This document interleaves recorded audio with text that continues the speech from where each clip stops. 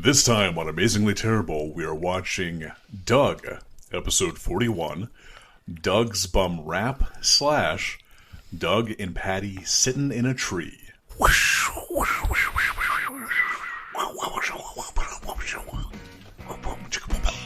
don't know what.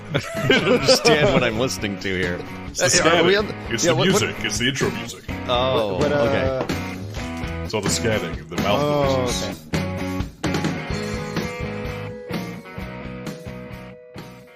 You're listening to Amazingly Terrible, the podcast that hasn't learned its lesson. My name's Adam. I am Matt. My name's David. Hi, I'm Mike. Hi, Mike. Hi, Mike. I've been podcast sober for 6 days now. Yeah. Nice. So I voted today. Woohoo! Oh, who? Excellent. It's completely irrelevant to when we're releasing this. Yes, exactly. Oh. If you were going to tell us everyone you voted for, who would you tell us? If that were a thing you were going to do. And also, what's your 4 favorite numbers? Yeah. Yeah. That's for your social. Yeah. Your mother's maiden name. Yeah. So I guess I could kind of say I voted last week because Washington State is actually just mail-in ballots. Yeah, because it's So, a reasonable state full of rational people. yeah, it's like progressive, I guess you could say. Well, parts of it are. Well, for America. Yeah, parts of it are real conservative. Just Parts every of it state. really are. Every state has parts of it is really red. Well, when you get up into the mountains, mountain people are pretty much the same everywhere you go. Oh, yeah. So. Doesn't matter. New Hampshire, Yeah. Colorado. Mm-hmm. I would say Florida, but there's no mountains in Florida except for the landfill. Yeah, mountain people are the kind, like, if you pull a knife, they pull a cudgel. Yeah. Out of the commode. Mountain people's like, Yeah. you're at a party and you say you're ordering pizza, and mountain people are like, oh no, I'm not hungry. But then when the pizza shows up, guess who's hungry? Mountain people. Mountain people.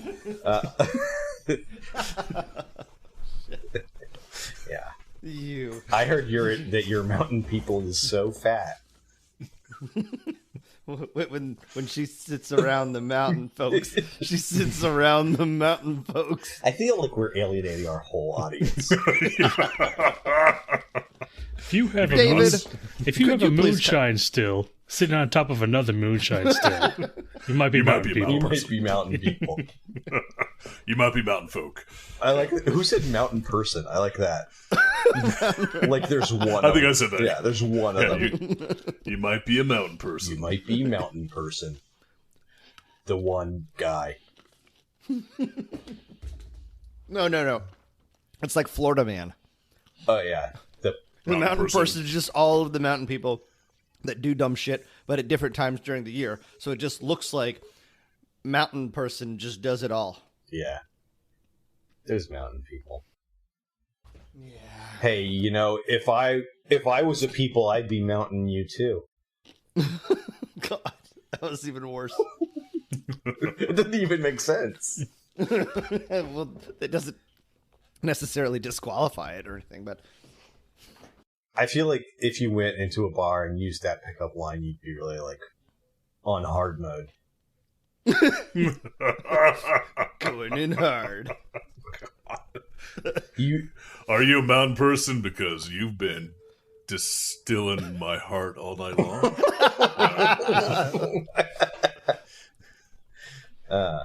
And you got a lot of steep inclines. Yeah. There you go. So what else has been going on with you guys? How's everybody doing? How are things? We did some voting. We did some... I just want to step back and say that the scatting was the least memorable part of the Doug opening. We'll get there. This is we're still in the Marin part of the open, Mike. You're We're trying to salvage some Marin out of all this gibberish. I'll Marin your face. I'll Marin your face, motherfucker. Oh my. Did we already do this bit? I don't know. I feel like Yes. we've done this bit before. But I mean, actually, I it's think like it's gotten Groundhog's- worse. We've done this all before. We did a better bit before. Do you realize that in Groundhog's Day, the director said that Bill Murray's character spent 30 years, 33 No. some odd years, No. going back like every single day for 30 years? Like, No. my memory of it was like it looked like he was like going around for a week or two, or maybe a couple months. But Well, yeah, because you can't have a 30-year long movie. But the actual what Harold Ramis actually said was that it could be seen as that, but the original writing had it be 20,000 years. Nice. that's hard for most audiences to comprehend. That's how long it would take me to learn piano.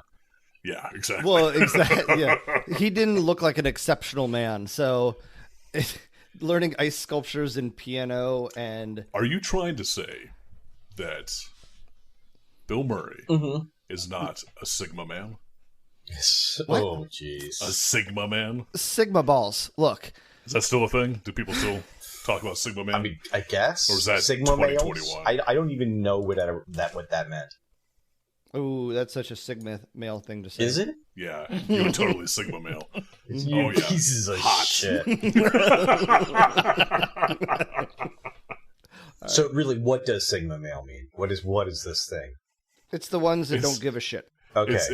It's all the people that are. It's not even that. It's all the. It's supposed to be an explanation for all of the men that buy into the like alpha beta stupid ass myth that don't think they're alpha but don't want to admit they're beta. So they're Sigma. So it's supposed to be that like what it is? Sigma man doesn't care, but Sigma man also like is sensitive, but it's too manly to like not be sensitive or like some shit like that. It's dumb. It's all incel bullshit. So it sounds like an ironic, like self-conscious mocking of the alpha beta stuff.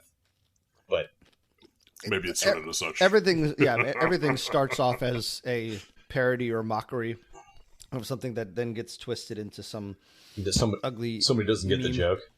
Yeah. Yeah, that's me usually. I prefer to be a chi male. Covered in bean in sprouts. Nice, I like that. You sit yourself in gross sprouts. Yeah, But I look like a little lamb. yeah. Mike, are you still eating from that giant tub of M&Ms? Oh God, am I crunching that loud? No, Well, yeah, we can hear it, but I mean, I've moved on Sounds to about nerds. Oh my god, dude. it's nice. It's awful. I feel like a shitty person. You feel like a shitty person because you eat nerds, or you feel like physically? No, awful? no, that was actually something else I was thinking of. No, I know nerds are so bad for you. It's just sugar, which is why it's so good.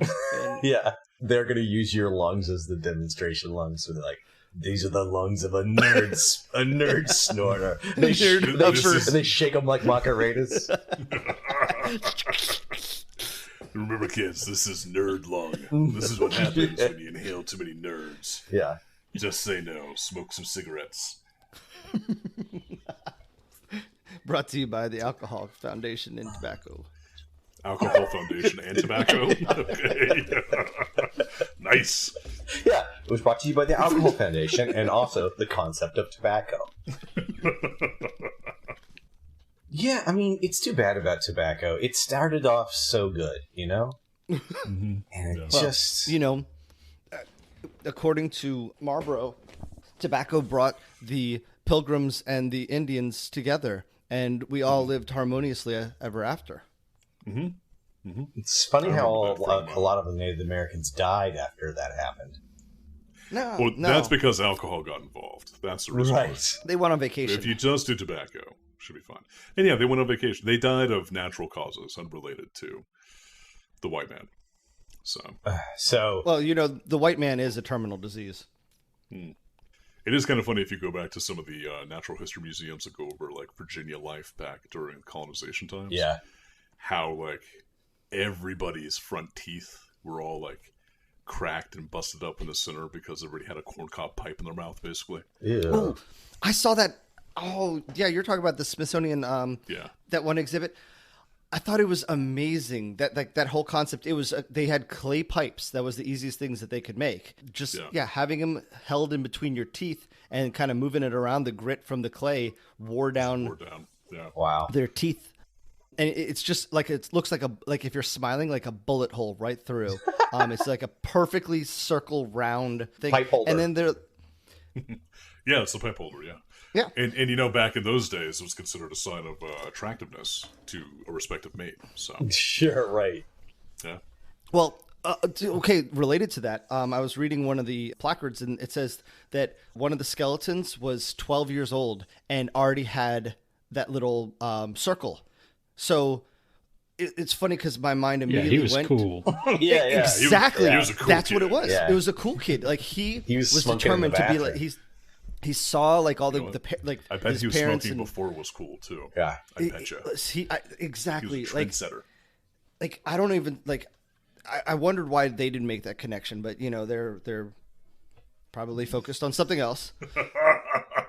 That would be great though. The Smithsonian plaque for it to just say "cool kid, 12 years old." I can't believe like they didn't even make a passing mention that perhaps this could have been for the younger kids to fit in or feel cool, and perhaps like what you said with seeing as being attractive, maybe that's why they tried to grind it away with their teeth early on. Is Joe Hamil sponsoring this museum exhibit? No, it was just like one. It was one display.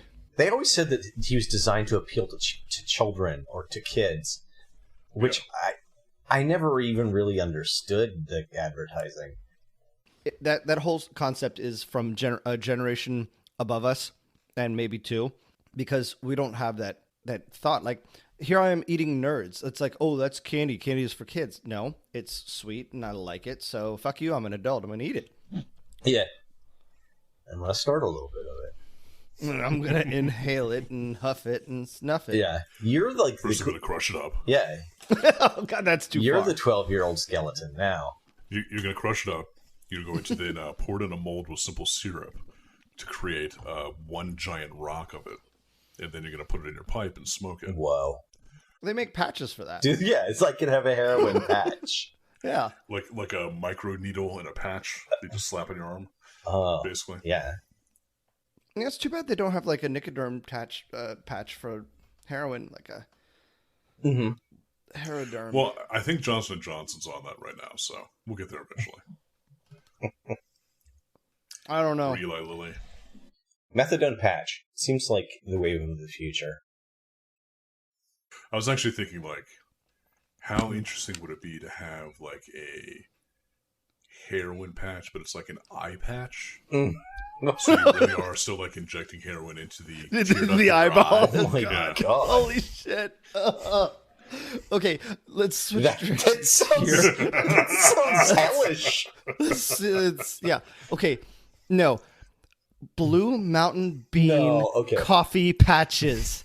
Blue Mountain Yeah, you wrap Blue Mountain Bean, heroin, coffee, No, just ecstasy, coffee. Yeah. Just coffee. extra MDMA, But MDMA, but you MDMA. But you slap it on your balls. Yeah. So that it allows it to get really uptaked into the body through the natural, like Through the natural, So- the ball, the ball. the So would you- ballulovascular the artery? system. Yeah. No, the ballulovascular Yeah, the system. ball vascular. You want Blue Mountain Bean coffee ball patch. Blue Mountain Bean blue ball patch. Blue ball patch. Yeah. The Blue Ball Mountain Bean patch. Just inject caffeine directly Okay. into your manhood. That's the tagline. Say it, Adam. What was it again? I don't remember either. It's the way to inject caffeine directly into your manhood. It The Blue is. Ball Blue Mountain Bean patch. A Blue Mountain person. They sound like the hot new concept group. Blue Mountain person. Yeah, Blue Mountain person. They do like noises and smash things. Hey, speaking of blue people, Doug.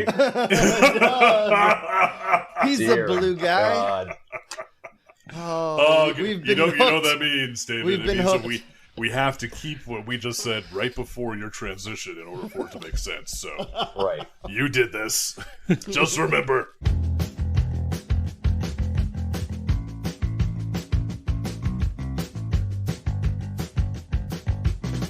Okay, did anybody watch Doug when they were young? I did. Derek. Derek did. Derek did as well, yeah. I watched it a few times, but this was one of the fancy cartoons on the fancy cable Oh, okay. with the Nickelodeon. And if you guys recall, my father was a penny-pinching cheapskate for Sure. everything. Well, he still is, in all honesty. Well, except for army supplies and survival kits. No. and stuff. Even that, like, he stole that from work, so that wasn't... He was thrifty. We didn't have cable when I was growing up. Only my grandparents, my great-grandparents had cable. So during the summertime, whenever we'd go visit my grandparents and great-grandparents, I would watch this show. But it was so infrequently that it didn't really like have a real effect on my zeitgeist. Yeah, it didn't really stick with me quite so much. And I do remember like tolerating this show as I was waiting for Ren and Stimpy and Rugrats to come on, basically. Oh, interesting. How about you? Did you watch this? Never saw it. I think I heard about it, maybe. Never watched it. Interesting. I remember seeing the characters. Yeah. Well, they were kind of prevalent. Like, they were... It was kind of hard to kind of get away from them. Just because they weren't in a lot of stuff. There was a lot of... Yeah. They were on the like cereal boxes. Yeah, they and were candy stuff. They were licensed pretty hard. I feel like I remember disliking the art style because it was right around the time when that kind of wiggly line style seemed kind of popular. Like Dr. Katz. Yeah, Dr. Katz or Rocko's Modern Life. Yeah, where it was like this wiggly line all the time. So I thought the art style was somewhere like between Peanuts and the Dilbert cartoon. Honestly, that's where I thought it was more stylized, but then when I watched it, I was like, this is exactly where I went, Peanuts. With a little bit of Duckman. Yeah. Yeah. Now, one thing that I will say is, for when I was a kid watching the show, I did not like it. But as like an adult right now watching it, I do have like a bit of appreciation for it, even if I do find it kind of like bland and banal. It is a quality product. People worked hard on this for sure. That is true. That is true. Mike, when you were a kid, do you remember liking the show? I think so. I think I liked the characters and kind of like the message.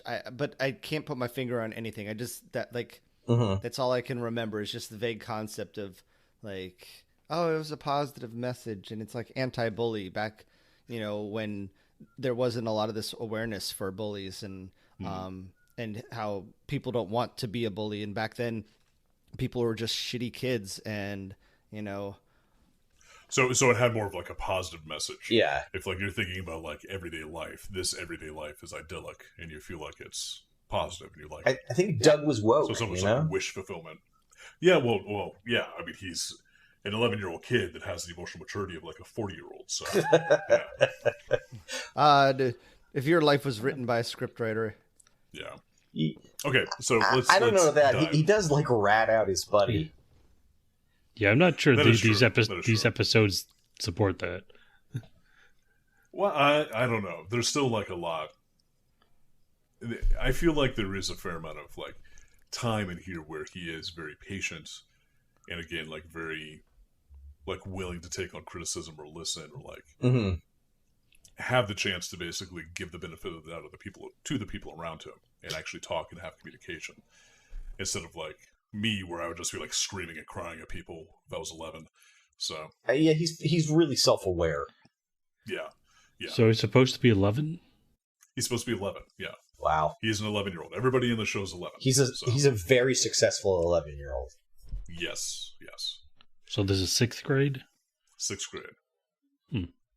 So you can remember where we were at in 6th grade.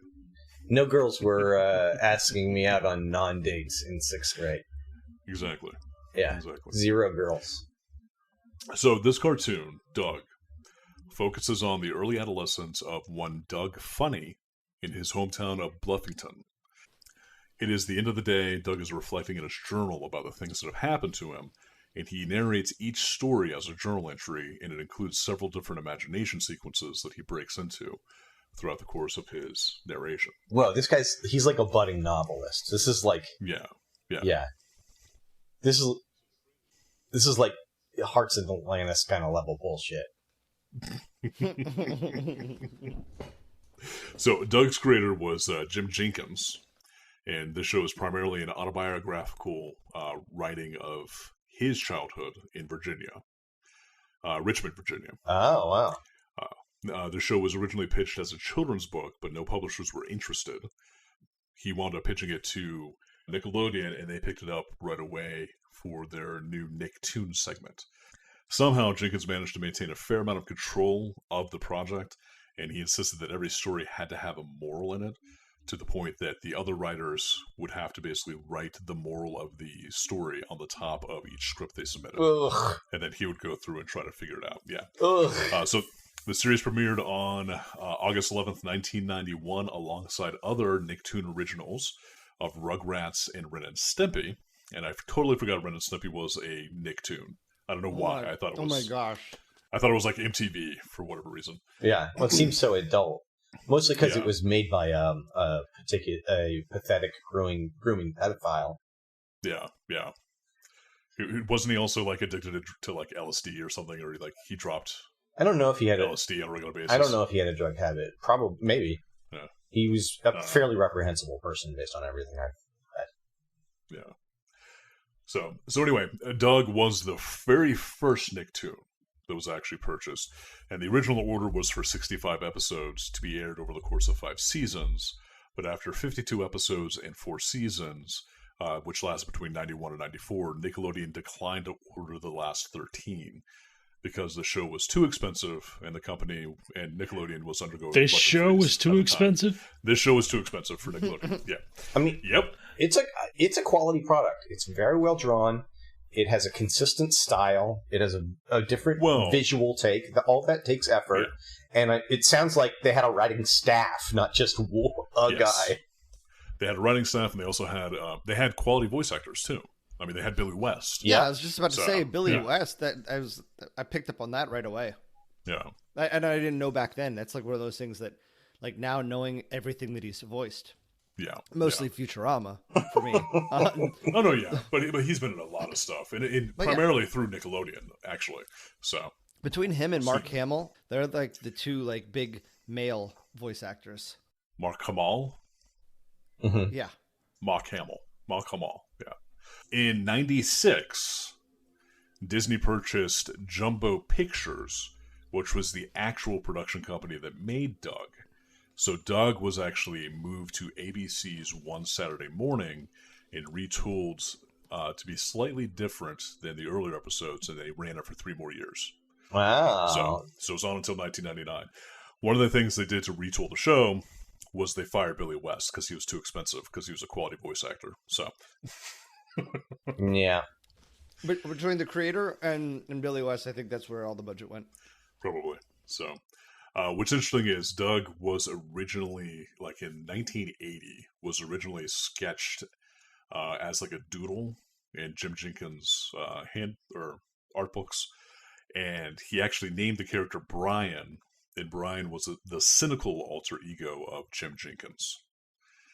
And it wasn't until 1984 that Jim Jenkins had a huge bout of bad luck where he got evicted, his girlfriend left him, he got fired from his job or whatever it was. Jeez. So he created this town of Bluffington as an idyllic place where, in his words, where there was no overdue rent or unpaid phone bills.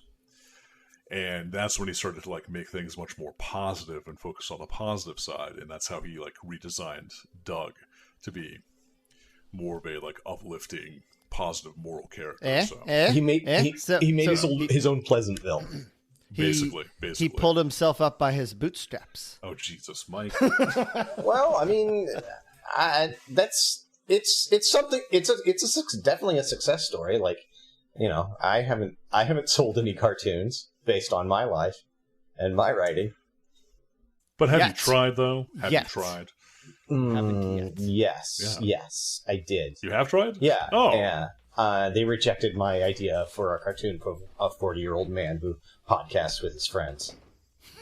Well, it has to be about your childhood. So it has to be 11-year-old kids podcasting about their adulthood, you know? Yeah. Right. Like with the knowledge of all of it, it's almost like an isekai where you can go back to your own world, but when you were younger. I mean, this is a good question. I'll bet the creator of Doug would have been like, yeah, I hope my younger self did see this. Would you want our younger selves to listen to this podcast? This podcast? Yeah. I don't know. So, would you let Probably not, yourself, as a child, watch this? Yeah, are episode? we making something we would have been proud of when we were 8? Well, I mean, it might be good for us to have our childhood selves listen to this podcast just so they don't repeat our mistakes. Yeah, you know? right. Yeah, as a But, warning. like, don't do this. I don't know. I would be glad that I'm normal height. Oh, God. Do you remember how tall, short I Mike. was? Yeah. Do you remember how short I was? Yeah. I was the top. Like Yeah, everyone sorry, called me Mike. shorty, So sorry, Mike. We Until used to I make fun finally of you about grew. that, too. and then they couldn't call me shorty anymore, so they called me skinny. I don't know. I think we Man, still high call school you kids Shorty. are so unoriginal. Hey, we What? can still call you skinny. Yeah, we're still allowed to call you Shorty. Because we were your friends. Well, I still am shorter than you. I don't think you are. I think you're the same height as me. I I'm think the it's slightly shortest shorter one. than- I think you're shorter than Dan is. So, I'm pretty sure I am. Oh. are you? We'll have I don't know. We'll have a short off. We'll all stand next to each other. Has anybody measured Derek recently? Because he has been doing CrossFit, and I think that does shrink you a bit. Girth. So. I've done girth only. So the early designs of Doug were finalized and fleshed out at a Mexican restaurant, and that is what is attributed to the crazy color scheme of all the characters. Ole! Interesting. Margaritas. Oh, okay. That he was drunk. Yeah. While no, okay.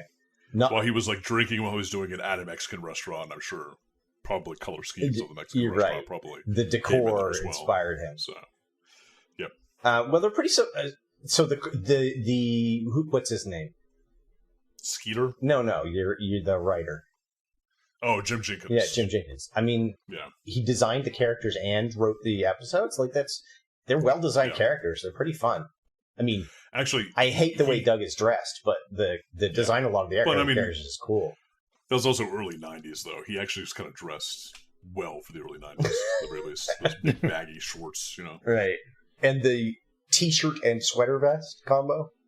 Well, maybe not the sweater vest, but Jim Jenkins, like part of the thing that he did for the show was he created this massive show Bible, and in it he had each of the characters' houses, floor plans, Oh, sketched wow. out, and he had all of the maps for all the streets in the city mapped out. So like Bluffington was like fully flushed. So That is interesting.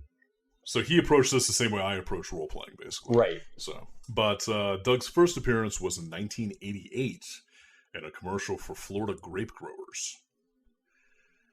And then it popped up again in 1989, or the character design popped up again in 1989 at a promotional bumper for USA Network. Okay. Now, I would have expected this to have started as like a Sunday cartoon strip. It has Oh, it has yeah. that feel. It feels Has that like it feels very Family Circus? Yeah, it feels very rural Peanuts. feel? Yeah. I really got Well, Jim Jenkins did say that he did grab inspiration directly from Peanuts. So, it feels very Peanuts. yep. All right, so let's get in the show proper. Okay, so the intro music to this, I actually did dig. And I do remember liking the like scatting mouth noise instrumentation music from this time. That's the part I don't like about it. That's the part that I remember. Like that's the part that's always stuck in my head. Not the like the scatting. It's the do do do do. Yep. So you didn't like that, David? You thought it was a little too... I didn't like the music. I thought the actual like animation for the opening was pretty creative. Yeah, it was fun. Yeah. They do a lot with just a line, and they sort of demonstrate the relationships with the main character of several of the supporting characters. Yeah, you get his whole little world. What was interesting is they actually made the music first. And this all came from one of the recording artists talking to Jim Jenkins about how different sound effects sounded different ways when it was recorded. And then that turned into like him scatting, and then wanted to have the whole thing be a scatting dealie. Do you think that he mapped out this white space? Do you think he had a floor plan for this I'm sure he did. I'm sure he did. empty void space? He's like, this is what the void looks like. Here's everybody that's in the void. This is where they live when you don't see them in the void. When you stare into the void stares back. It sounds like he was a really good storyteller, but he was also the kind of guy who wouldn't let anybody else play. Oh, no, yeah. He just would railroad the entire party, no matter what. That's the feeling I'm getting. Yeah. So, sociopath. They used to call it creative vision. Well, I'm glad we've moved on, and we're all Back in the seeing everything from multiple angles. Okay, so the first episode that we looked at was, what is it? Doug's No Good, Very Bad Day. Yeah, that one. Doug's bum rap. Doug's Bum Rap. Exactly. Perfect. Yeah. Thank you. That's And we open with Douglas J. Fry having a really bad day, where he starts by being called to the principal's office by the English teacher. And he's worried that he either got the worst grade or he got the best grade in the history of English, which would have then inspired the English teacher to give him the full works of William Shakespeare to improve upon. Right. yeah. And when he goes into these like little fantasy sequences, that's not a sound effect in the dissolve. That's someone like doing mouth noises. Doing a cappella. Yeah, No, this is what they spent their money on. Fucking the sound effects mouth guy. Was the Scatman? The guy from Spaceballs. Yeah, it was his name? Michael. Well, Michael Police Winslow. Academy, but yeah. Michael Winslow. Yep, exactly. Yeah. And Police Academy, I mean. He Yeah. was originally from Police Academy, okay? Yeah. All right. He was the guy from Police Academy in Spaceballs. Exactly. Yeah. But this is what that's what I remembered after watching this episode again. The overactive imagination of Doug is what gravitated me to the show because he thought like I did. Like I think every kid thinks like that. They have that hyperactive, like postulating. Yeah. So kudos on him being a 30-year-old remembering that kind of like that feeling because without being prompted it, like he had to have been holding on to those thoughts very close all those years. It's also a good writing technique because you can really eat time with it. Yeah. Like, these reveal nothing about the plot to us. Thinking back to my imagination when I was that age, I feel like this is pretty milquetoast, honestly. I don't know. Our imagination back then still conjured up boobs on like logs and stuff like that. When you were 11? Yeah, I'm not too sure. Mine was more like, the maybe fantasy like, world of like Magic the Gathering combined with boobs. Yeah.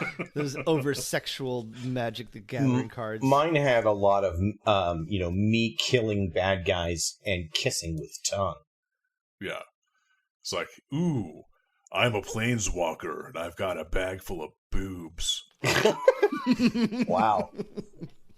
Well, that's what I meant. It's like more of like in a boobs are gross kind of way. Yeah. Yeah, they are. Boobs are gross. But yes, I want to look at them and I see them on rocks. I don't know. Because we didn't have the internet back then. You were a horny 11-year-old, we buddy. did. I was a late bloomer. I actually didn't have... You didn't horny? I didn't horny until like... 30? 12. No, 13. like 15 or 16. Like last year. I was a late bloomer. I was 41 years old. Yeah. I hornied all that. I already had 2 kids, but now I'm feeling the sexy. I hornied once last year. Just once. But it was really, really hard. Yeah. That's the reason why New York blacked out on whatever date it blacked out on. Okay. Oh, he blacked out. Not all of New York City blacked out. Well, when Matt blacks out, all of New York blacks out. Because New York doesn't consciously exist without Matt. connected. Right, Yeah, Yeah. exactly. It actually, everyone dies and is reborn when I fall asleep and when I wake up. That's why I always feel so refreshed in the morning. Mm. I had a little death just a little bit ago. Oh, yuck. God. All right. But I liked his imagination, just like every other kid. So Doug is worried about all this, but it turns out that it's neither of those things. He got a B in the class, and he's being accused of cheating off the honor student whose name is Chalky. Yeah. Because Chalky had the exact same answers as Doug. And it seems like, in this episode, it seems like he idolizes Chalky. And then in the next episode, it feels like they're friends. I wonder if there was like some sort of story, like some perceived story progression there where like after the events of this episode, they then became friends in between. And so the next episode, they were already friends for a while. That's where my headcanon went. It's after the events of this episode they became friends.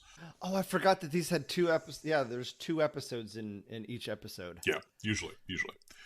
But there is something that is very fishy right off the bat that these teachers should have picked up on immediately, because essentially what they're saying is their honor roll perfect student that's great at everything got a B on a 6th grade math test. Yeah, why not A? Yeah. That should have been their first red flag. And then they should have gone from there. So, but Doug imagines the differences between him and Chalky and their permanent record and that's the reason why the teachers are more likely to think Chalky is perfect compared to him, because he's thinking of a spelling bee in which he can't spell baloney, but Chalky spells anti-disestablishmentarianism. That's right. That was the first time I ever heard that word. And the teachers basically tell Doug that he's got 24 hours to come clean about cheating. Otherwise, they both have to retake the test, and the test is going to be that much harder.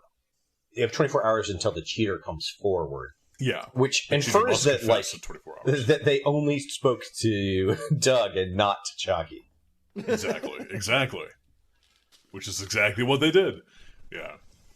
So this then sets off the whole point of this episode, which is Doug going on a quest to find Chalky to ask him what happened. And it's at this point in time when I was like, this is the most emotionally mature 11-year-old that I have ever seen in fiction or otherwise. Because when I was 11, if I had been called into the principal's office and had a teacher telling me that I cheated and not believing my innocence when I was innocent, that would have crushed me.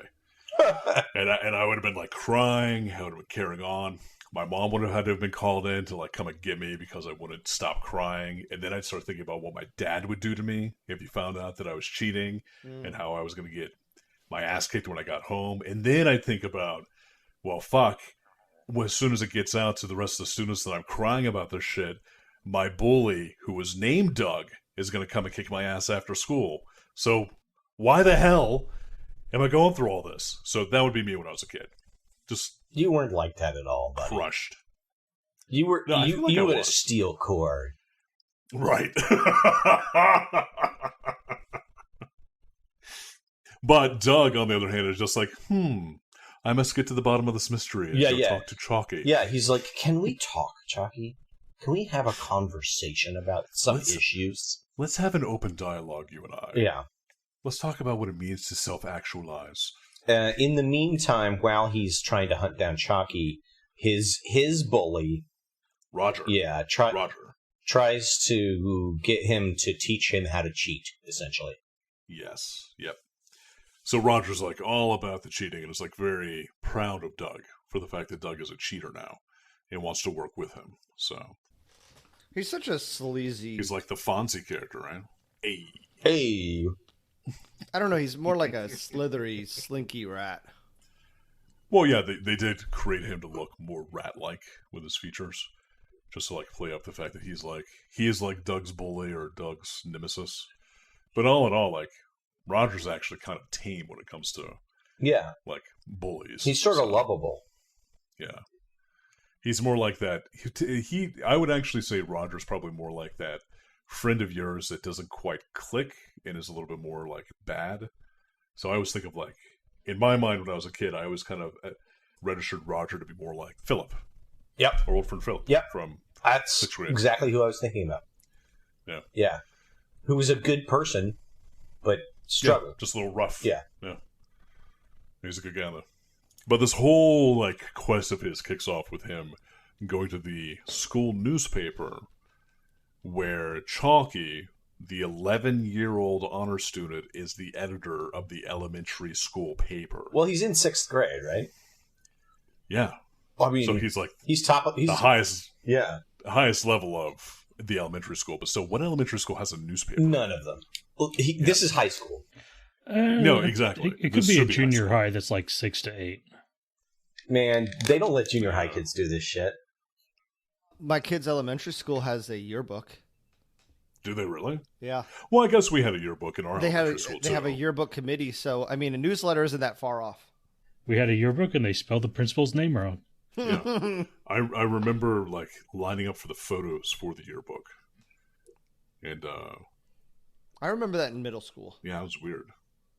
I don't remember what we were doing there. It was bizarre. Anyway, when we go to the newspaper office, this is when we meet Doug's love interest / crush, Patti. And Doug goes up to her and starts talking to her and asking about Chalky. And this is, again, when I was like, why the fuck is Doug talking to his 11-year-old crush? Why is he not punching her and then running away screaming, I love you, at the top of his lungs? Right. Or, He is an 11-year-old. or assiduously avoiding speaking to her ever. Exactly. Like, don't make eye contact, don't come in contact with her. Exactly. You'll only fuck this up. Never, ever touch her. I always wanted a girlfriend that had like an accent like that. Like a raspy, somewhat southerny type voice. Yeah, like smoking for 20 years. You know, As an 11-year-old. southern asthmatic. This has come up Southern before. asthmatic. I feel like we're slowly assembling Mike's dream girl. She's a she's a redhead. She's been smoking for 40 years. Well, she was. It's I don't know if it's the same voice actress, but it is almost the same voice from The Critic, right? Yeah. Oh yeah, I can see Jay's that. girlfriend of The Critic. Yeah, I thought she had a cute voice too. Have you watched The Expanse yet, Mike? You should watch The Expanse. Yeah, you're gonna get a really weird boner. Yeah. Yeah. You're just gonna ride it out, though. So Doug's last name was Fry. No. I was making a joke. His last name was Funny. Doug Funny, okay, but Billy West, who played okay. Philip J. Fry, is Fry. also doing the voice of Douglas. Okay, Doug see, I Funny. So I caught said that Douglas joke J. like Fry. 10 minutes later, and I had to backpedal and find out. Now, the principal, is he Mr. Furley from Three's Company? You mean Don Knotts? I hope it's not Don Knotts. I don't know. It's his chorus. It could be Definitely Don doing Knotts. a Don Knotts voice. It is a compressed air that they force through Don Knotts' body.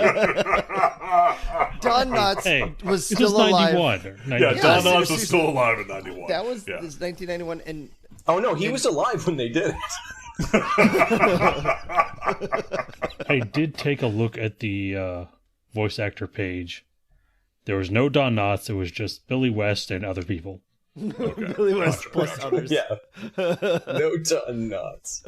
See here. Constance Schulman, which is another one. She was the yoga instructor from Orange is the New Black. She played Patti. Okay. Yeah, okay. Those are the only people I really recognize, though. Moving right along, we go through a series of scenes in which he just misses or sees Chalky for just a moment before Chalky has to go to his next club. So here's what he does. Chalky is the editor of the school newspaper. He is a track team captain. He is the first chair trumpet in the school band. And they have a fun little 1812 overture thing. Yeah, they have a cannon in the band. They're Yeah, 11-year-olds nice. and they let them operate a cannon. Cannon, exactly. And then he is the entire swim team. And then later on, we also find out that he's the quarterback for the football team, for the elementary school football team. Right. But in all of these things that he's doing, he is only there for like 5 to 15 minutes.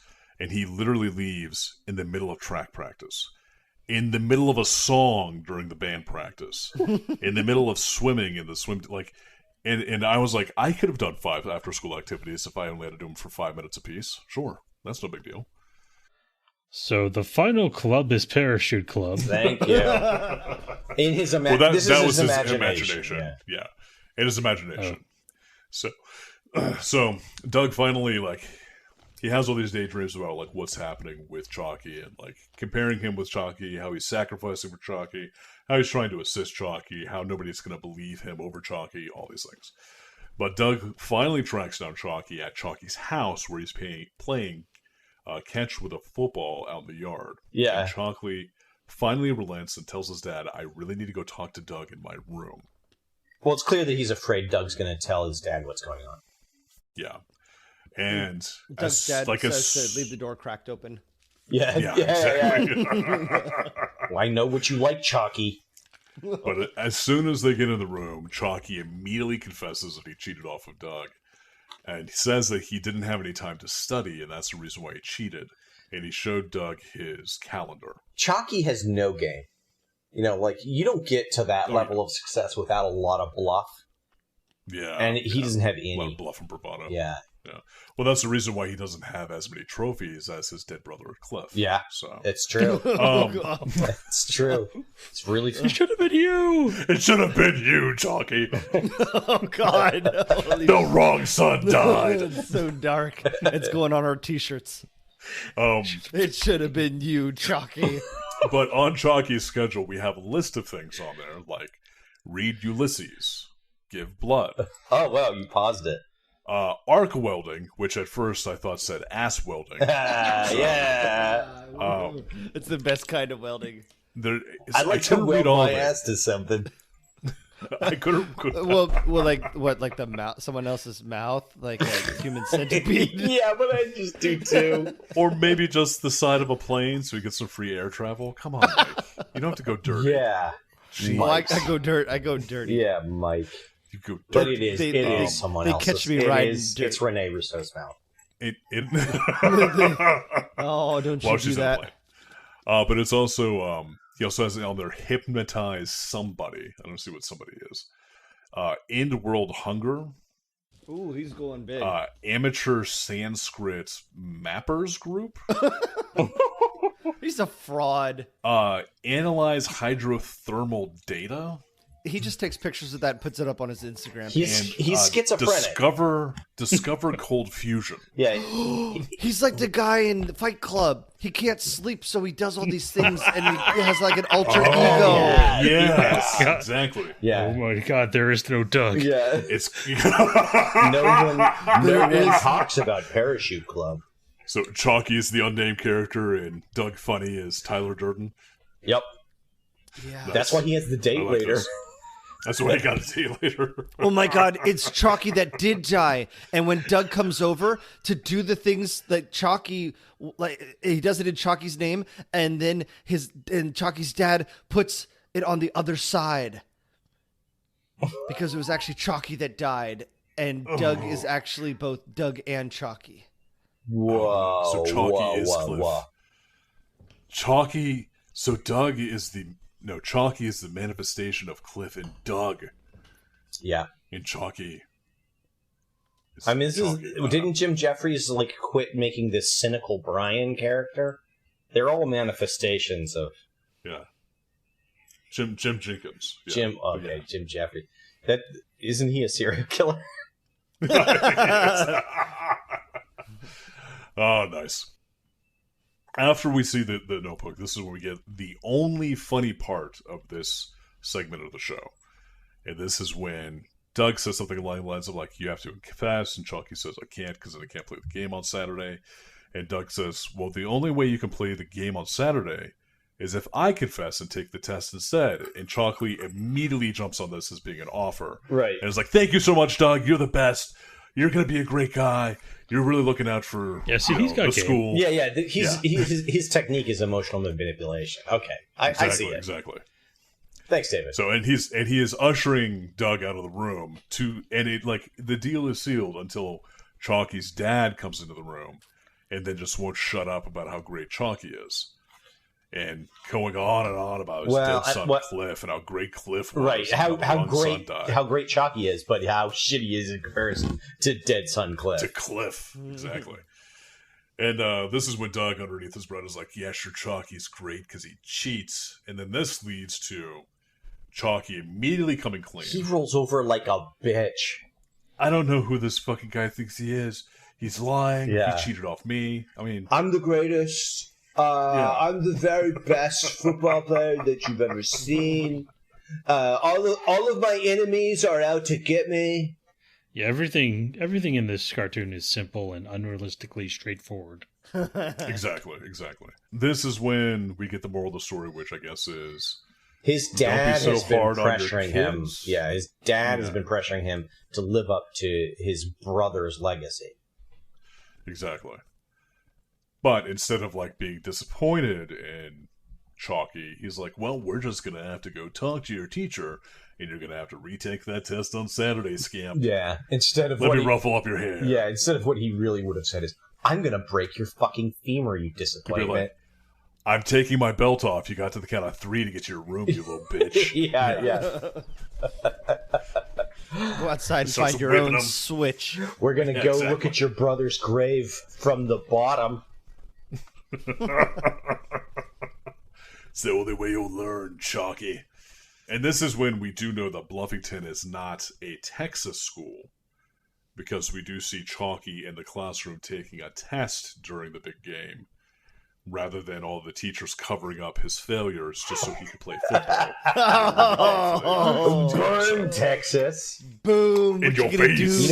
It could be Ohio, too. It could be. There's 2 things we hate. Texas and mountain people. And Ohio. In Ohio. Well, Ohio's just a part of Texas, right? Yeah. It's just like the worst part of Texas. part. It'll be there. Well, anything that touches the Mississippi River. It's all part of Texas.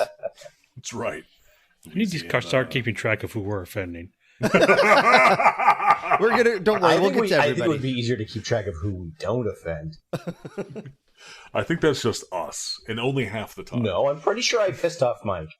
Yeah, we are hardest on each other because our love is the deepest. Yeah, because we're toughening each other up, man. No, it's that toxic parenting where you beat them and then say, but I love you. So it sets them up for trauma bonding in the future. That's not what you do. What you do is you beat them and you say, why did you make me do this?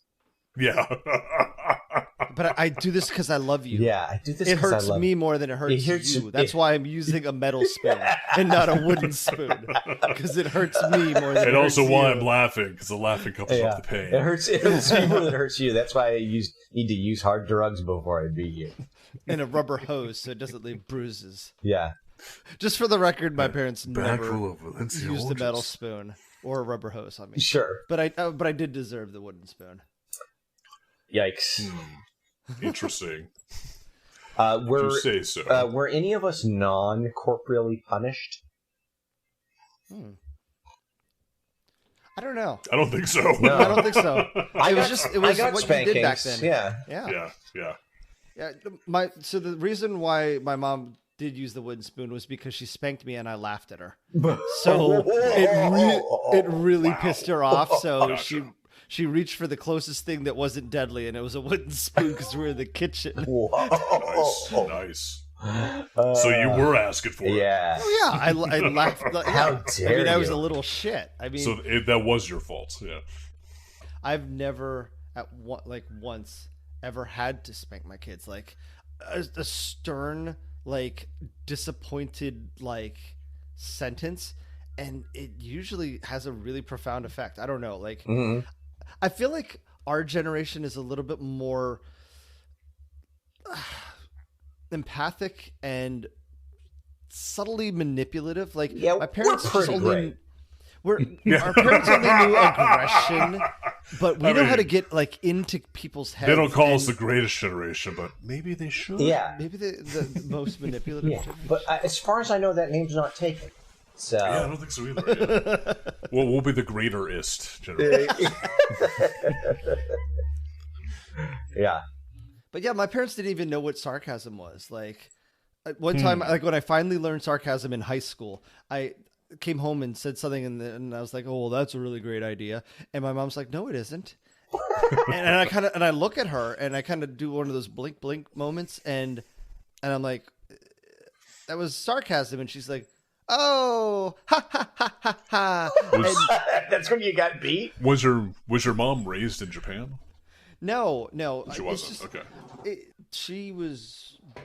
Oh, I shouldn't tell you where. I shouldn't say where she was born. That's a security question. Oh, Jesus. Almost got it. I know, it almost got me. Yeah. Got me, you fools. Finally, we'd have leverage over you. Yes. No, just my they were simple, but they also didn't know how to communicate well, which is why, anytime anyone uses corporal punishment, it's because they don't know how to effectively communicate either their thoughts or their feelings, so they lash out physically. Whereas, I don't know. I definitely My dad must have been feeling a lot then, if that was the case. I think your dad did feel a lot. Well, yeah, and sometimes that thought's just violence. Primarily those thoughts are just violence. Yeah, most of what I think he felt was rage. But I think he felt a lot of it. That's the problem with... Did your dad drink? Of course my dad drank. Yeah. He still drinks. Like, that's the whole problem with the society, like, over-reliance on self-medicating with alcohol and tobacco. Yeah. Well, I mean, it's also, like, his generation was, like, the John Wayne generation. Yeah. Where it was supposed to be, like... You don't feel things, you drink things. Yeah. Exactly. You were supposed to be, like, the stoic hero that never felt a thing, or Stuff when you it all did, you had to, down. like, bury it. Yeah. So... If you cry, you could cry one solitary tear only when you see the American flag or the Star Spangled Banner's playing, or there's a Michael Bay movie on. Or when you come. Michael Bay, when you come. Well, in all fairness to your parents, Mike, not understanding sarcasm, I do feel like the 90s was like a huge time for sarcasm. Oh, yeah. Like that's when this was my time. Humor was big. It's when it became cool. Yeah, this was peak Matt right here. Fucking sarcasm was in, and Matt had it. That's right. You had sunglasses and like a flared up collar and your like, leather vest, and people would be in and be like, "You're so cool, Matt," and you just do finger guns at him and be like, "Yeah." And I was like, "I know I am," like that, and then I would do a David Caruso style sunglasses flip, and I'd say sarcasm. Yeah. Then the Who starts playing. Yeah. All right. Well, join us next week for part 2 of Doug. Wow. We'll get through this pretty quickly. Yeah, so we got this in the bag. We're only a quarter of the way through the first episode. We're like halfway. We're halfway through. So the next segment of Doug is Doug and Patti sitting in a tree. And this is the segment where we find out that Doug's parents truly hate him because they pack raw, uncut, unclean beets they just into his lunchbox. Beets in his lunchbox. Exactly. That look like a heart. Well, that doesn't matter as much. I'm more concerned about his dietary needs. They have a raw beet with the foliage still in there. Yeah. But at any rate, Patti comes man. up to him and asks him what he's doing on Friday. And he says, "Nothing yet." And she invites him to a movie. Just the two of them. Meanwhile, the whole time, everyone seems to be laughing at them. Like, everyone is listening in on this conversation. Well, no, it's like everybody knew exactly what Patti was going to be doing before she even did it. Right. So the rumor mill is strong in school. Yeah. She talked to her friends and said that I'm going to talk to Doug today. And her friends told some friends, and their friends told some friends, and then the whole school knows. I mean, this is telepathic level. Like they No. This is like head lice. It's just spreads organically. I never got head lice. Did you have to have friends for that? Did you get it? Yeah. Nah, you just need to, be. You just need to rub your head really hard against a stranger's butt. That's all you really had to do. You can get lice from the toilet seat. I've heard that somewhere. That's what your mom told you. Yeah. But this kicks off a whole series of events where Doug is just continuously trying to figure out if this is going to be a date with Patti or not. So we kick off a whole series of activities. Not really a series of activities, more like a series of conversations where Doug continuously asks his friends if this is a date. And this is when he gets a lot of really bad advice from people that have never been on dates. Yeah. And among those it is, maybe she's playing hard to get, despite the fact that she was the one that actually asked him out on the date. Yeah. If she dresses up, it's a date. If she lets you buy her ticket for the movie, it's a date. If she lets you hold her hand, it's a date. If she pulls your pants off and points at your penis screaming, it's a date. Yeah. I know that from firsthand experience. I've had a lot of dates, if you know what I mean. A lot of dates on the subway. Yeah. The biology teacher for the school then starts class, and we soon realize that he needs to be fired immediately, because he says that today's lesson is going to be furthering the demonstration of animal mating rituals. And he pulls out 2 plastic flamingo lawn ornaments and starts like making kissy noises with them and hitting them together. and this is a 6th grade biology class. That's how I He's used to teaching play with my 11 years G.I. old. Joes. So we cut to a scene of Doug at home trying to figure these things out on his own. So he starts watching a series of VHS tapes, starting with Smash Adams. And Smash Adams is obviously supposed to be some sort of James Bond character, because No, it's Patch Adams. it looks like Patch Adams, the Sean doctor? Connery. Yeah. Looks like Sean Connery to the point where it has the creepy Uncanny Valley Ranch feel about it. So, Yeah. but yes, Patch Adams. When did Patch Adams come out? Because that's immediately what I thought. It was like Smash Adams. I mean, Patch Adams has always been with us. Patch Adams was Robin Williams' attempt at a time machine, in which, when it was created, it moved backwards in time to always have populated history Mm-hmm. and cease to exist in the future. I thought it was his attempt to get rid of all the bad comedy, so only good comedy would remain. Nice. I like it. So at this point in time, this is when Doug's sister, Captain Carter, enters the scene. And Doug winds up following her around to various different locations. Yeah, as he she's going on a really date. creeps on his sister. A ton. Yeah. Were beatniks still in existence in the 90s? No. Well, they were in existence. They were usually beaten on sight when you see them. Hence, beatnik. Yeah. They were still they No, were it legal was to not. kill in the 90s. Were there hipsters in the 90s, or No. was that? Nope. Later. Hipsters were 2000s. Yeah, that was Mid pre-hipster time. 2000s. Yeah. It's ironic or very coincidental Don't that you the think? rise of the hipster coincided with the rise of IPAs. No, it didn't. No.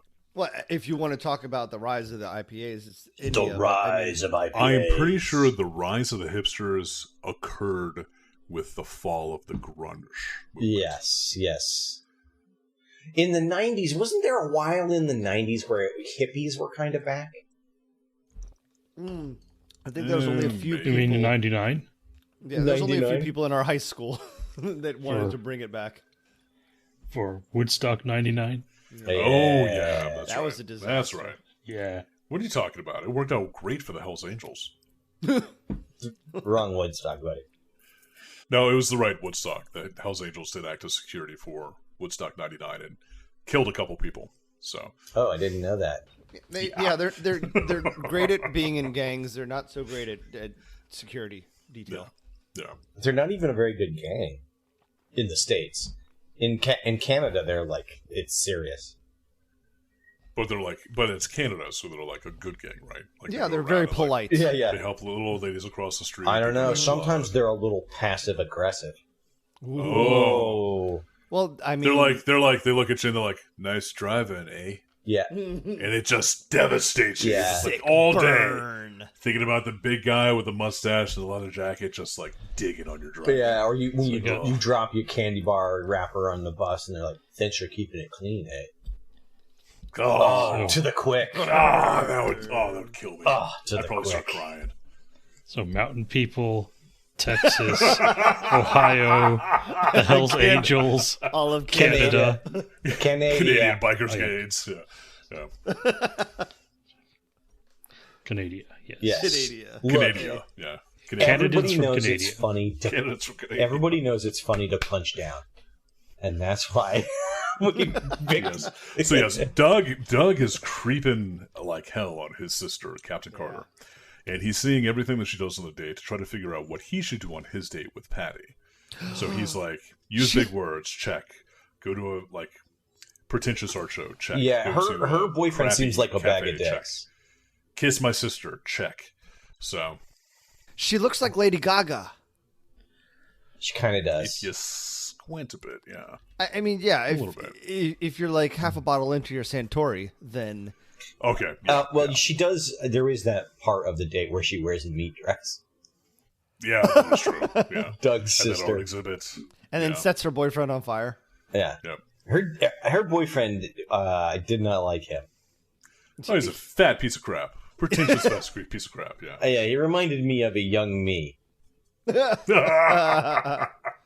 You were never fat, Matt. You kidding me?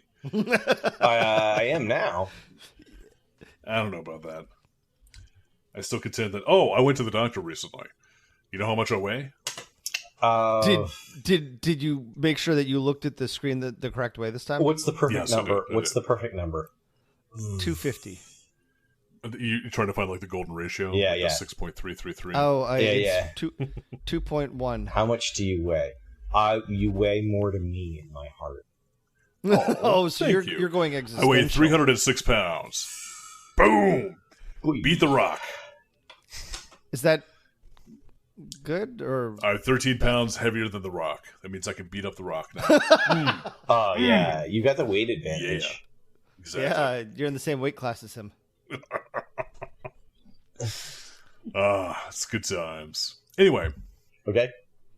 we get to, after this whole montage, or vignette, I guess, of chasing down his sister, we get the only funny part of this episode next, in which Doug is in his room with his best friend Skeet, and they have dressed the dog up to look like Patty, and, That's right. and the dog attempts to seduce Doug. Yeah. And he goes with it. Yep. It wasn't Like- as good as when Bugs Bunny puts on a dress, but this was pretty comical. It was pretty good. It was pretty good. Well, the important thing is Captain Carter walks in and she sees the dog at drag and immediately understands that Doug is supposed to be going on a date next. And this is when she announces it loudly and gets the rest of the family involved in trying to get Doug ready for the date, Yes. thus proving how much they hate him. They do offer terrible advice. All of them. I don't know. It seems like he's flying off the handle. I don't think so. Yeah. If you were 11 and you were trying to go on a date with your elementary school crush, and your dad walked in and was like, "Son, let's have a father-son talk about birds and the bees." Oh yeah, I think he was on Planet Mars or something. Uh-huh. Yeah. That's when you would grab the whiskey bottle from under your bed and smash it on his head and jump out the window to get away. So, You made me completely forget what I was going to say, so that's probably a good thing. it's for the best, really. Your thought, like your whole thought process. I just would have derailed shown up mine. in a little suit. That because my dad, they Just would like a tiny suit. my parents would have given me a tiny little suit to wear. Aw, with a tiny little bow tie. Yeah, like high water pants and short sleeve. Socks, suspenders. Yeah, That's just going to be 5 from the Umbrella Academy. that's me. That's the best character from the Umbrella Academy, so, yeah. And you would have just been like, hey, girl, look at this cool thing I can do. And then you just, like, flex, and then, like, it bursts off of you. That would have And then she required. points at your penis and starts screaming. And then Yeah, it's a date. Yeah. So, after this, Doug basically says, "Screw you guys, I don't need any help. I'm doing this on my own."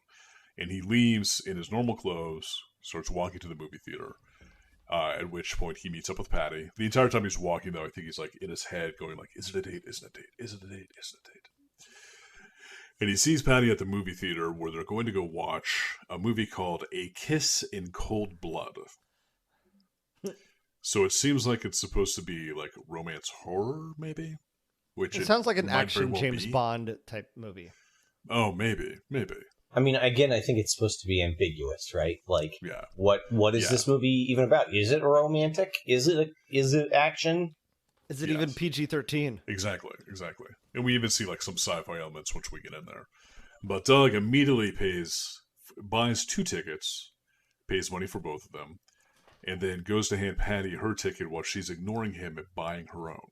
Yeah. At which point, I would have been super pissed. Exactly. Because Yeah, those are I just spent non-refundable. my money Yeah. on a second ticket. What the fuck is she doing? She could have saved that money and, like, even if this wasn't a date, she could have taken the ticket and then, like, bought me some goobers or whatever. Yeah. You should have told her. I want goobers, damn it. Or even just been like, hey, I'm buying your ticket. Is that okay? That's the problem with all of this. All of this would have been resolved with some easy communication. Just been like, hey, is this a date? Well, then this wouldn't have been an episode.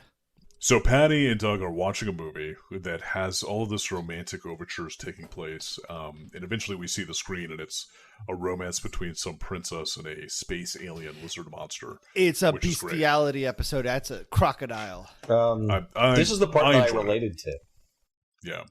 So in this, Doug keeps on reaching for Patty's hand, and Patty keeps seeing it and keeps moving her hand out of the way. To the point where, like, I think at some point in time she even picks her nose or something. She rubs her nose. She makes a movement on her face because he's creeping her out. And she finishes it all off by offering him some candy so he has something to do with his hand besides trying to fondle her. Yeah. So She's like, and here, put this in your mouth. I So, want your Doug- want your tongue busy. because you're pretty, but you just say the stupidest shit. That's what my wife tells me. So. It's true. You can confirm that. All of this is just leading Doug to believe that, okay, this isn't a date. And they leave the movie theater, and he asks Patty if she wants to go continue the night elsewhere, go to like a coffee shop or something. And that's when she says, oh, I don't like coffee because they're both 11. Of course, she Right. doesn't like coffee. But then she says it tastes like chalk. She's been having some bad coffee. Oh, you think she's been chalkying it? She's Yeah. been drinking the chalk, all right. And that's the reason why she knows what coffee tastes like. Ew. Wait. Are you saying that Chalky enjoys Blue Mountain beans? Oh, Exactly. That's exactly it. I knew it. Chalky was in the Blue Mountain Beans. It's because he's a high achieving guy, you know. Exactly. He's got to have some sort of stimulant to keep him up and running. Yeah. Slapped on his So. ball sack. Oh, you think he's got the patch and the beans? Oh yeah. Ooh. He's double dipping. Yeah, he's double beans. Double beating. Double beaning. Double bean. Hey, buddy, you beaning? I'm double beaning. Okay, that's our ad campaign. A bunch of bikers. I'm double beating. I'm double beaning. Are you beaning? No, I'm double beaning. I'm double beaning. Then like See, look at my veins. They're popping. Yeah. Sweat pouring off his forehead. Like Randy Savage.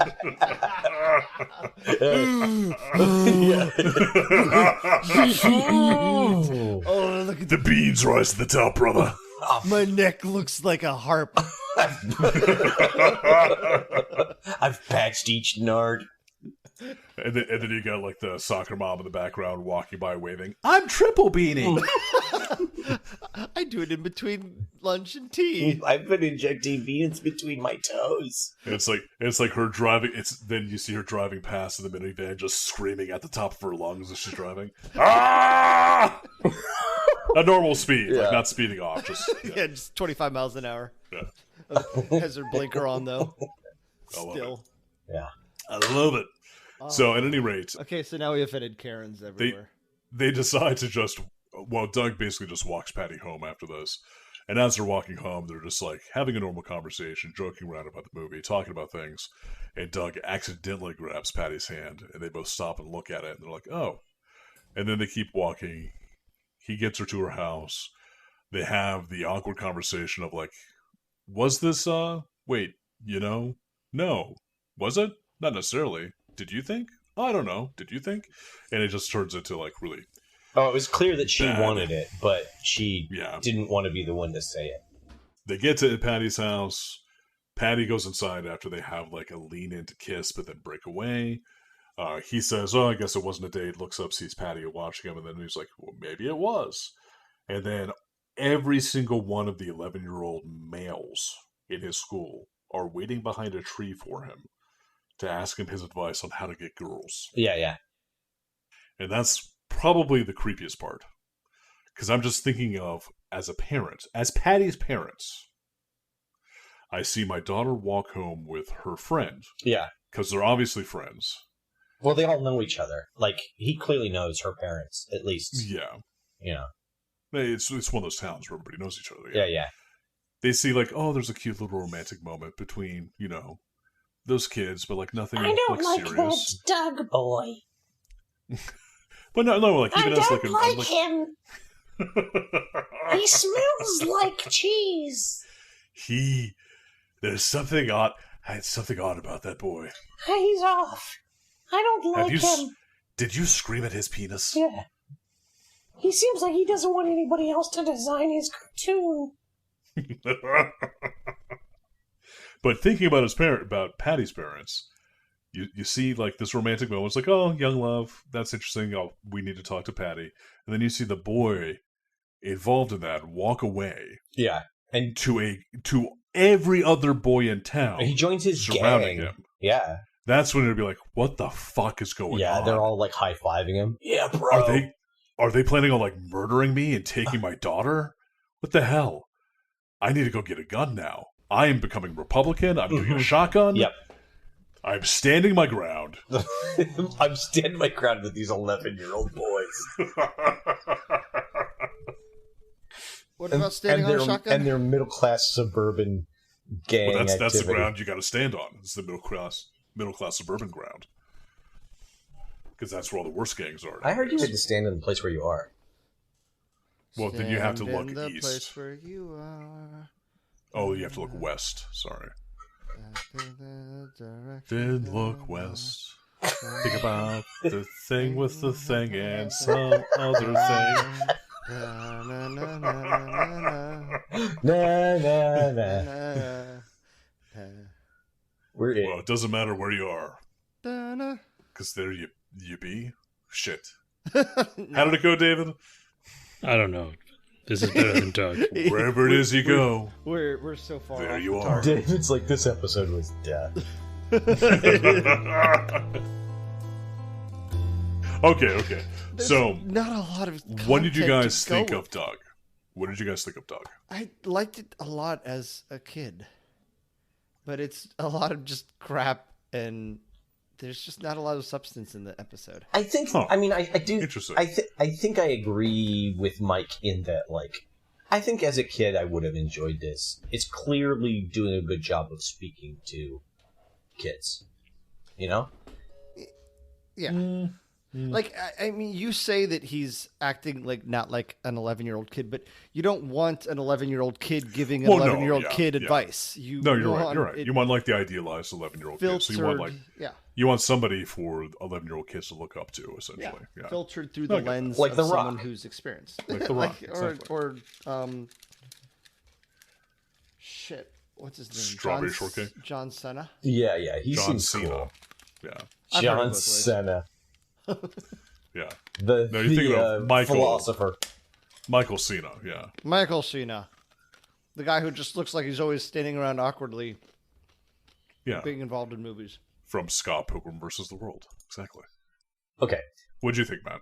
I think. I mean, it was much more saccharine and feel good than I expected. Like, How's it a sweetener? It definitely gave me Peanuts vibes in how like moral and pat it was. Felt like Yeah. peanuts, huh? Yeah. No, I can see that. Peanuts. I can see that.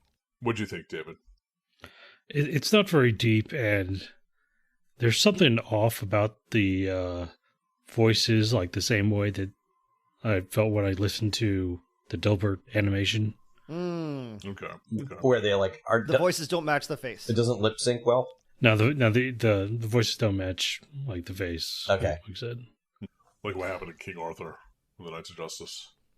I think Roger's voice suits him perfectly, but yeah, everyone else seems like a caricature. Well, even Roger's an extreme caricature, but like, yeah, they're all like very extreme. Like Patty isn't just like a small Southern draw, or like maybe somebody from like some rural town. She's got like full on Appalachian like deep Georgia or, She's mountain people.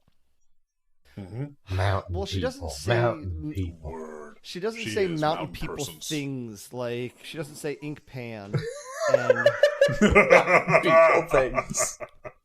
Just mountain people things.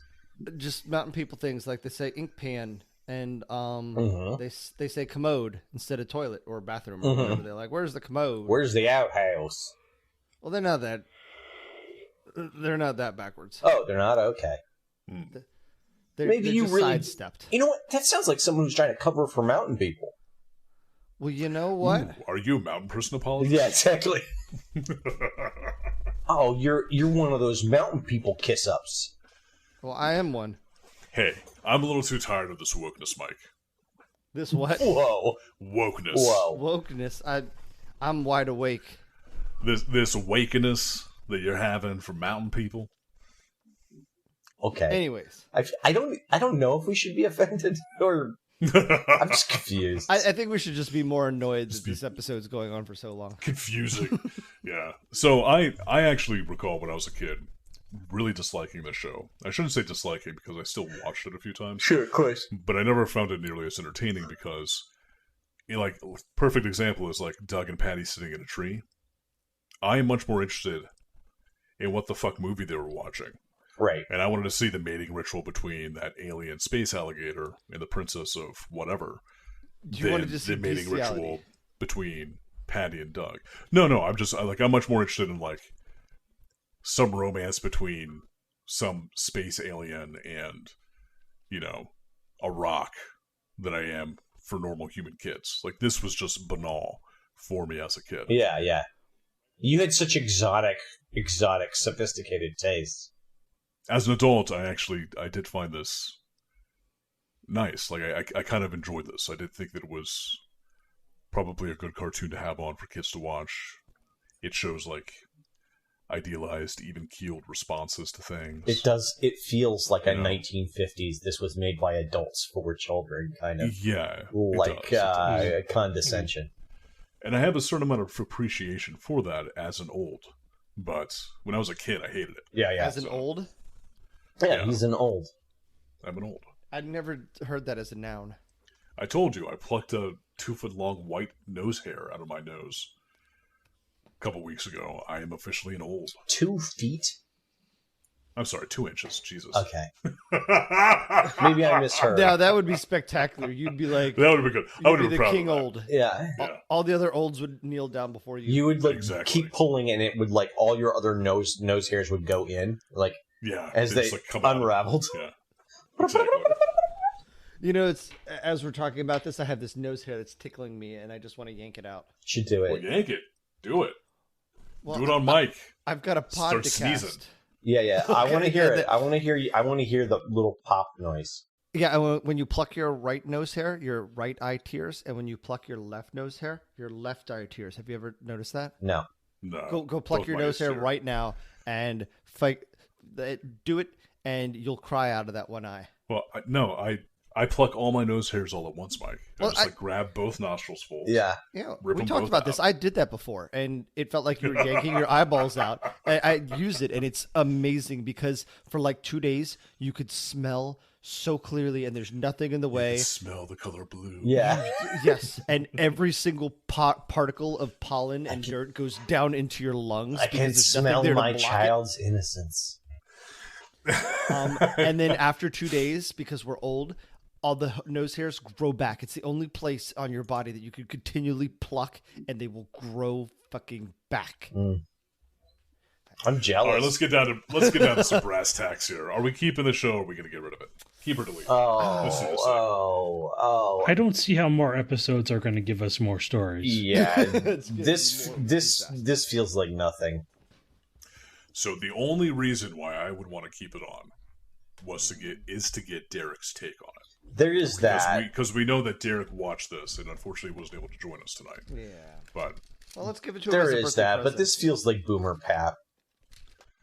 it is because Jim Jenkins was born in 1953, so Ew. he's like our parents' age. Yeah. Ew. Oh. Oh, Is it gross. contagious? That's I horrible. think so. So Well- it really is a boomer's fantasy of what childhood should be like. Yeah, So- his Yeah. pushing his goddamn conformity on us. Is there treatment available for boomerism? Yeah. Boomery. Yeah, it's Ask pot. your doctor about boomer. Let me tell you, that whole generation has mellowed out once they've backed off of their just say no to drugs stance.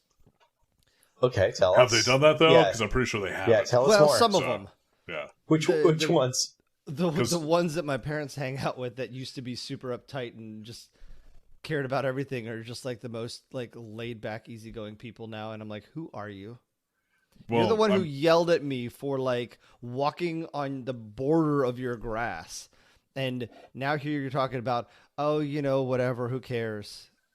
Like, my dad is 70. 75.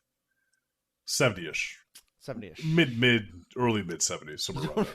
You And don't he had know. he had to have knee replacement surgery, and he was dealing with intense pain. And I was telling him, just get some pot, just get some edibles. You don't even have to smoke it, even though he smokes. You can just get some edibles, and you can that will help you with managing the pain without it being too crazy. And he was like, I'm not fucking doing any of that shit. I've never smoked dope a day in my entire life. I'm not going to do it now, even though he's old and it doesn't matter. I'm not going to do it now. I'm you just can going to do take these heroin now. Oxycontin. Yeah.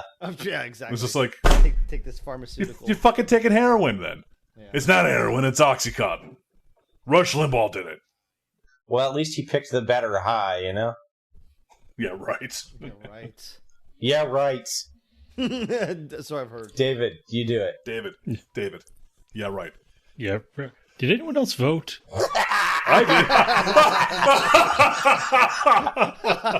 I am keeping that in here. That is perfect. Was there something on the ballot? I like it. Well, I don't. Well, who cares what you don't like? I care. No, I meant for Saving Doug. Democracy? Or against Doug. For Doug. Oh, okay. Oh. I don't Okay, think there's that's meat on these bones.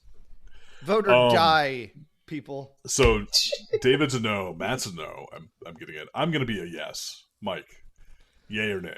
Yes, for a birthday present for Derek. Oh, So you want to keep Doug. So Okay, we're so- 50-50. Yeah, I'm just Okay. being cheap.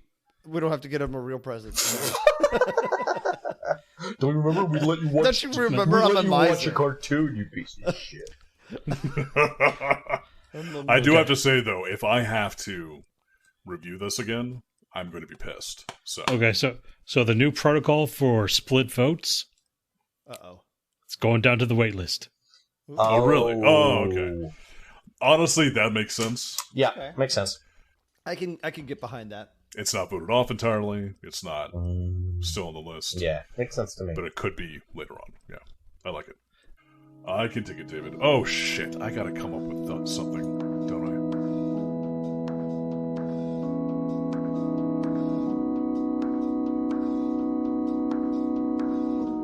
Okay, what are we doing? What segment are we doing? I? So I think next we're gonna be doing redemptions, Redemption. Redemption. and I have my redemption all lined up. Whoa. Preparedness.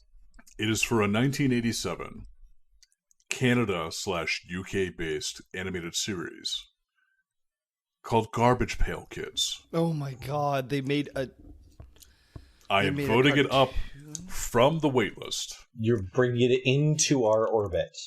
I'm bringing it into the fold. Mm-hmm. And I was like, I don't remember there being a Garbage Pail Kids cartoon, and that's why it was not released in the US. I bet it was not good. I have to assume no, Yeah. but I'm feeling a bit nostalgic for the times that I spent at my grandparents' place, and for some reason, Garbage Pail Kids were something that I was really into when I was at my grandparents' place. like the cards. Yeah, some of Yeah, the cards were the cards. painted by Art Spiegelman. Nice. I thought you were gonna say that your grandparents had like a satellite dish that could pick up like German and other countries broadcasting, and you actually watched Garbage Pail Kids at their house as a kid. My grandparents No, had they an weren't that actual garbage pail, and we would put kids in it. Ooh. Oh, like my au pair did. Yeah, Like, oh, come here, little boy, little girl. it's We're like going to play a fun game. the first or second week that she was here, and we see her Like, I look out the window and I see her pushing around my boy in the trash can. And I'm like, what are you doing? Why are you pushing him around in a trash can after trash day? There was literally garbage bags in there. And she's like, oh, and well, she was like, give me a break, mister. It shuts him up for 5 minutes. Yeah. She was like, he said it was okay. And I'm like, you are listening to a 5-year-old, and that's the reason why he's also smoking and drinking a beer. that was also the reason why he was in the hot tub. Little boy's got game. He said that he was allowed in the hot tub, and she was like, oh, okay. Nice. I think I just have to go back to what Matt said. Little boy's got game. Yeah. He knows what he's doing. Yeah. Master manipulator. He's gaming the system. There wasn't much to manipulate.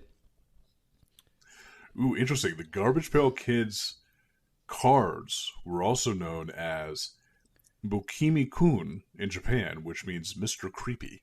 Ah, that makes sense. Was it also in Mad Magazine, or am I imagining that? I don't think they had a relationship. Similar artists. Yeah. I think it was a similar artist working on them. They were based out of New York, so they probably had a lot of the same talent. We want cartoons 26 hours a day. It's weird.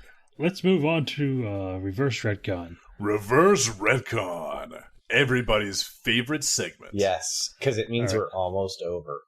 Because it means our listeners are like, finally, I'm tired of listening to these dipshits. What is Index 636? Ooh. Ooh. Oh, I just passed it. Where is it? 636. The Littles. Whoa. The Littles. 1983 to 1985. The Littles. 29 episodes. Can I have to assume this is some sort of... It's like a borrower's thing?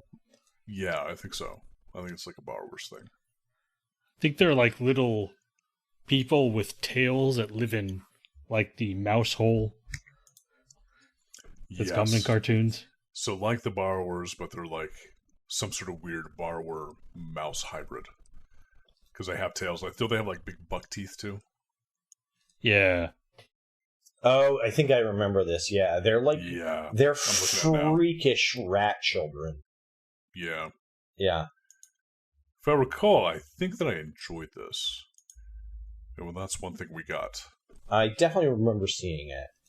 Yeah. Oh. Yeah. Yeah, that opening, I remember that. All right, so The Littles. Which episode of The Littles are we going to be watching? Episode 18? Episode 18. Excellent. Wow. I realized that I must have spent a really large part of my childhood watching cartoons. Like, Mm-hmm. Yeah. Yeah, we all did. well, Premise of the Why we're show. here. almost all of us. Yeah. I didn't even own TV, and I did. I mean, That's right. You used to go over and... How did we spend so much time watching TV when most of our moms stayed at home? so Like, the episode we're going to be watching is called Twins. And my mom did not stay at home. My mother was actually a school teacher. So she spent most of her day at work. That's why Working at my Adam place. came out the way he did. Well, were you in a daycare or were you just at home by yourself? I just home by myself. Yeah. Okay, No, well- we weren't by yourself. We were all with you. So Exactly. well, you have an We were all home together. I guess you have an excuse why you would sit around and watch TV, but Yeah. like I don't know. I guess I wonder what my mom did all day while I was watching TV. Was like My mom worked. I think we've discovered that your mom didn't love you. oh. I mean, she loves you now. Yeah, but as an she's adult. learned. She just didn't at the time. Yeah, she's learned Well, yeah, to love you. She got better. I mean, we both have quick kids now, dude. You know how fucking annoying it is. Well, I know why my kids watch the TV. Yeah. You have hired and imported someone to this country to spend time with their kids, so you don't have Yeah, to. so you don't have Well, to no, touch I was them. at work for 12 hours a day, so Well, that's true. That's true. there wasn't anyone at home, and it's a different world, and we can't leave our 5-year-olds at home. That's true. All right, David, who's going to be presenting The Littles, episode 18, Twins? That is going to be Adam. Excellent. If you liked it so much, Yeah, why don't you marry it and present it? Well, that would be polygamy. See, this is why we have to defend traditional marriage, because you want to have a union between a man and a woman in a cartoon. Yeah, that's a trigonometry. Yeah, I mean, that's the real reason why we're all upset about this. We can't figure out the name of it. Yeah. Sorry. I do like trigonometry, though. That is pretty good. Yeah, I enjoyed it. That's probably the best joke of this episode, Mike. It probably is. I am excited about this one. If you could marry a cartoon, what cartoon would you marry? Oh my god, don't do that. Why? Don't do that to me. Yeah, you could marry a cartoon.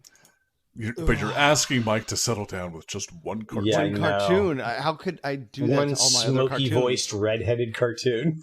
Well, I mean, Jessica Rabbit just jumps Okay. to the top of the list. Does it? You know, we did mention it in the King Arthur episode, but we should, at some point in time, plan for a 69th episode. Yeah, we got to do 69. Yeah, it's an anniversary, Mike. What's the anniversary of? Well, 69, what's really funny... brother. What's really funny is it's if we keep to our schedule, which we haven't been, it should be coming out on my birthday. So. Oh, it's a special, special day. Are you turning 69? In spirit, yes. Oh man, we should have a group 69th birthday.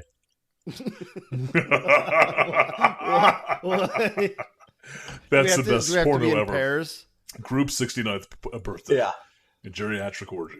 And it's interesting you mentioned that. I was actually going to release it 2 days earlier. That'll teach him. Nice. That'll So teach 2 him. days earlier or 2 days later? 2 days earlier.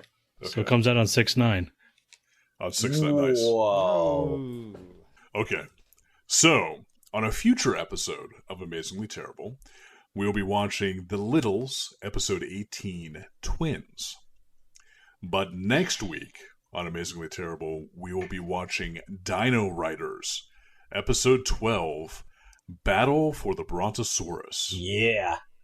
And I keep saying week. It's next time, not next week. Yeah. But We're not a weekly show. You figure it out. Yeah.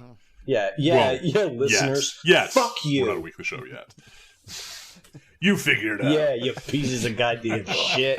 If there's no one out there that isn't already Hey, offended. if you've made it to this point in this episode, all I gotta say is fuck you. Fuck you in your ears.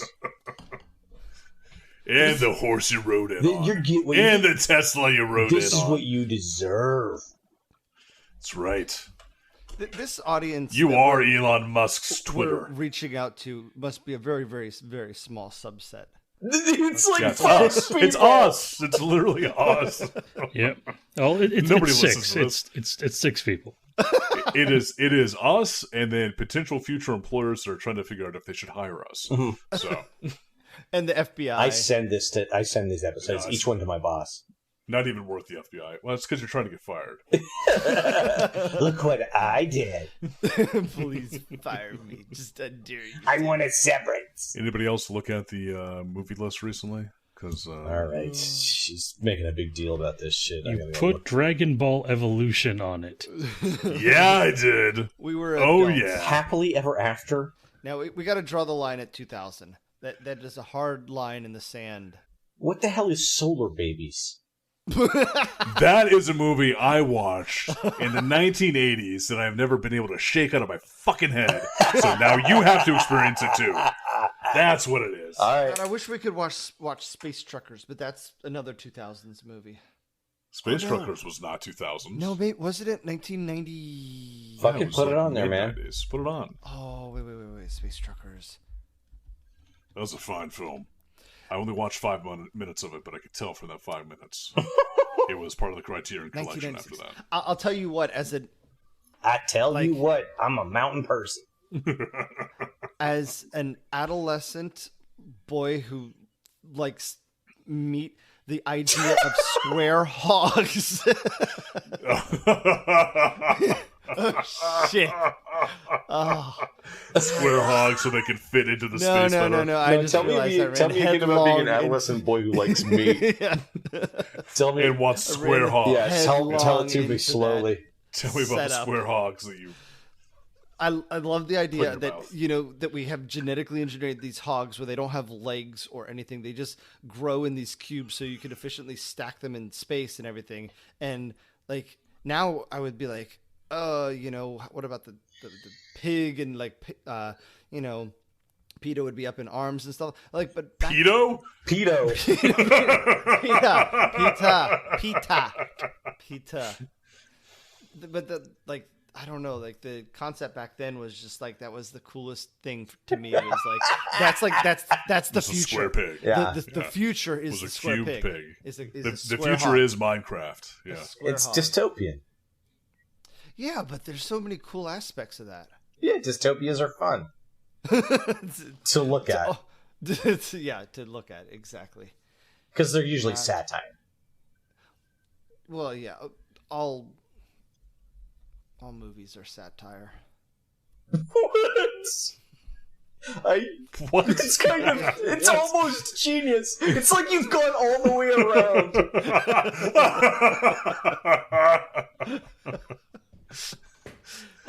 I'm seeing from the back of my head. Right. Or no, I'm seeing the back of my head. You're so liberal, you're conservative now. I'm like a snake eating its own tail, or is that like a different? Yeah, you're an That's Ouroboros. You're the rural juror. That's right. Sarcasm's not a good. It's not good sense of humor. Sarcasm was the most complicated subject that I taught in Japan. So that's the thing. A lot of other It cultures really just was. don't get it. it's like, so how do you do sarcasm? It's like all in context, dude. I can't. We got okay. Here, let's try it. Boom. Okay, so what you were saying was sarcasm. Was like, yeah, you got to take the context. Listen to how I'm talking. Oh, okay. They can't do it. No. I It's think also I had one Japanese officer who actually figured it out and was able to actually like emulate it pretty well and like got it and was like explaining it to his like cohort, but they still didn't get it. And I was like, all right, you're probably gonna like be an admiral one day once you get back to Japan after training in the US. Yeah, that's not so- sarcasm. You're totally gonna be an You're admiral. gonna be such an admiral. Oh my god. Yeah, probably a rear admiral. Ooh, I would be a real naval admiral. joke. Okay, so we stop recording. We can stop recording. For Amazingly Terrible, I have been amazingly inebriated. I continue to be the same amount of inebriated named Matt. I've been terribly inebriated, and also David. I haven't drank, and I'm Mike. Yeah, you Yeah. haven't. You go, Mike. Yeah. It's your birthday. Get your groove on. Amazingly Terrible is produced by David and Adam. Music by Josh Woodward. Send your email to monotonouslyterrific@amazinglyterrible.com.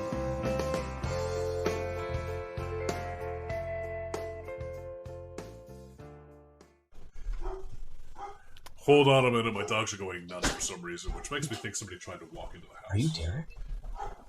Today I am. He is talking a lot about Doug. I thought he couldn't hear me. So I left I left Dragon Ball Z on for the dogs to watch, and I think they just beat Frieza, and I think that's why they're all excited. What hilarious. the fuck? You trained your dogs to watch Dragon Ball Z. Well, I just left it on for background noise for them. They like, So yeah, they like the charging up episodes. I all the dialogue, yeah. like the filler episodes where they just randomly like just do shots of people on Earth going about their day, delivering capsule stuff. Or like the entire episode is just sort of Krillin flying. Right. Or Krillin being busted on by everybody else. Poor Krillin. Krillin really got shat on all the time. Well, he's He was the about best that character, height. though. It's because he had no nose, so he couldn't smell it. So, He can't smell what the Rock's cooking. exactly. Yikes.